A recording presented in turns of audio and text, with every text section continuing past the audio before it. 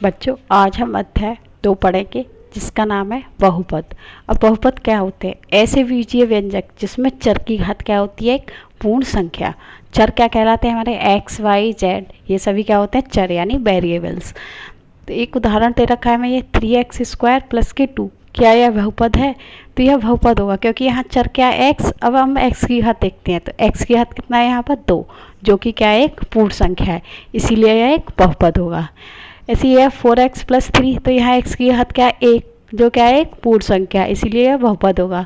लेकिन यह एक एग्जाम्पल ये है 3x² प्लस x की घात 1/2, यह बहुपद नहीं होगा। क्यों नहीं होगा? क्योंकि यहाँ चर की घात x 1/2 है, लेकिन यहाँ x की घात 2 है, तो ये x की घात 1/2 जो है ये क्या है? एक पूर्ण संख्या नहीं है, इसीलिए यह बहुपद नहीं होगा। अब बहुपद की घात यानी डिग्री ऑफ पॉलिनोमियल्स या पावर ऑफ पॉलिनोमियल्स, बहुपद में चर की सबसे बड़ी घात क्या कहलाती है? बहुपद की घात कहलाती है। जैसे x की घात 3 माइनस x² प्लस 3, तो यहाँ पर सबसे चर जो है x है, इसकी सबसे बड़ी घात क्या है? 3, तो ये क्या हो जाएगी? सबसे बड़ी घात 3 है, तो इसकी घात हो जाएगी 3। अब घात के आधार पर बहुपद के प्रकार ये होगा, एक तो रैखिक बहुपद होता है यानी लीनियर पॉलिनोमियल। घात एक के बहुपद को हम कहेंगे रैखिक बहुपद। ये 3x माइनस के 1, तो यहाँ x ये चर जो है इसकी घात क्या है? 1, तो ये हो जाएगा लीनियर पॉलिनोमियल। ये y की घात 1 है, तो ये हो जाएगा लीनियर पॉलिनोमियल। और द्विघात बहुपद, घात 2 के बहुपद को हम कहेंगे द्विघात बहुपद। जैसे ये example 2x² plus 3x minus 2/5, तो यहाँ x की सबसे बड़ी घात क्या है? 2, तो ये हो जाएगा द्विघात बहुपद। ऐसी ये y² माइनस के 2, तो यहाँ चर या क्या है? y की सबसे बड़ी घात क्या है? 2।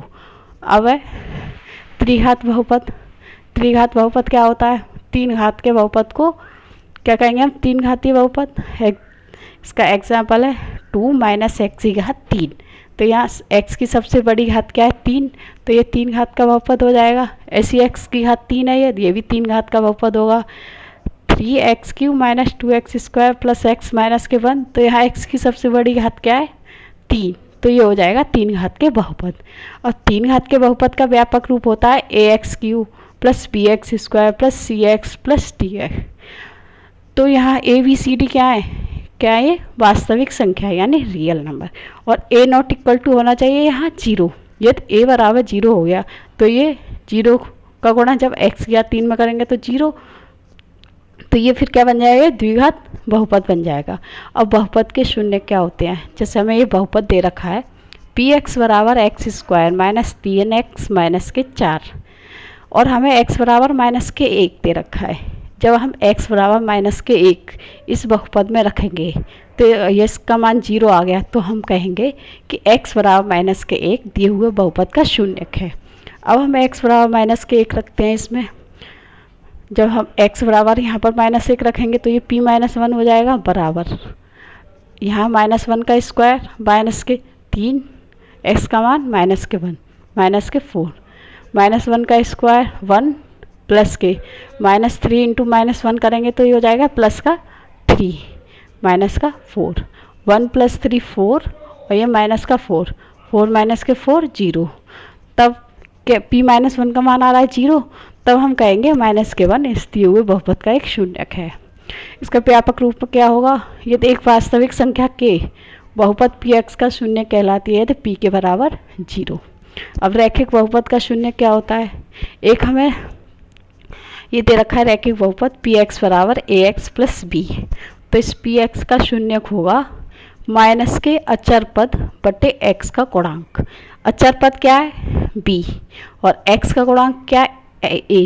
x के आगे जो संख्या दे रखी है वही होगा x का गुणांक, तो ये हो जाएगी माइनस के b/a। अब इसकी अब प्रश्नावली को हल करेंगे। अब प्रश्न नंबर 1 है, किसी बहुपद px के लिए y बराबर px का ग्राफ नीचे आकृति में दिया है। प्रत्येक स्थिति में px के शून्यकों की संख्या हमें ज्ञात करती है। तो शून्यकों की संख्या, यदि हमें y बराबर px दे रखा है तो हमें x अक्ष पर देखना है कि ग्राफ इस x अक्ष को कितनी जगह कट कर रहा है। तो इसका पहला पार्ट है, ये ग्राफ दे रखा है हमें बुक में दे रखा है। तो अब इसको देखेंगे कि ये ग्राफ है ये, और ये वाली लाइन वाई अक्ष है और ये वाली लाइन एक्स अक्ष है, ये हमारा मूल बिंदु है। तो हम देखते हैं ये ग्राफ ये दे रखा है, तो ये कहाँ पर कट कर रहा है, वाई अक्ष पर, लेकिन हमें देखना है एक्स अक्ष पर, तो ये एक्स अक्ष पर कहीं पर भी नहीं कट कर रहा। तो इसके शून्यकों की संख्या क्या हो जाएगी, 0, क्योंकि ग्राफ एक्स अक्ष को कहीं पर भी नहीं कट कर रहा है। अब दूसरा है, इसका ग्राफ ये दे रखा है ये, तो एक्स अक्ष पर देखेंगे, एक्स अक्ष हमारा ये है, तो ग्राफ जो जा रहा है इसका ये तो वाई अक्ष है और ये है एक्स अक्ष। तो एक्स अक्ष को कहाँ पर कट कर रहा है, सिर्फ एक बिंदु पर, तो इसके शून्यकों की संख्या क्या हो जाएगी, 1। ग्राफ जो है एक्स अक्ष को एक बिंदु पर प्रतिच्छेद यानी कट करता है। अब इसका थर्ड पार्ट में भी एक्स अक्ष को देखेंगे, तो ये कहाँ कट कर रहा है, एक यहाँ एक यहाँ, तो यानी कितनी जगह, 3 जगह कट कर रहा है, तो इसीलिए इसके शून्यकों की संख्या हो जाएगी 3। अब फोर्थ और फिफ्थ पार्ट भी इसी प्रकार से होगा। अब इसका 6 पार्ट देखते हैं, तो इसका ग्राफ ये है। तो अब इसके देखते हैं एक्स अक्ष को कितनी जगह कट कर रहा है, 1 2 3, यानी ये वाला ग्राफ एक्स अक्ष को 3 बिंदुओं पर कट कर रहा है, 1 2 3। तो इसमें शून्यकों की संख्या क्या हो जाएगी, 3।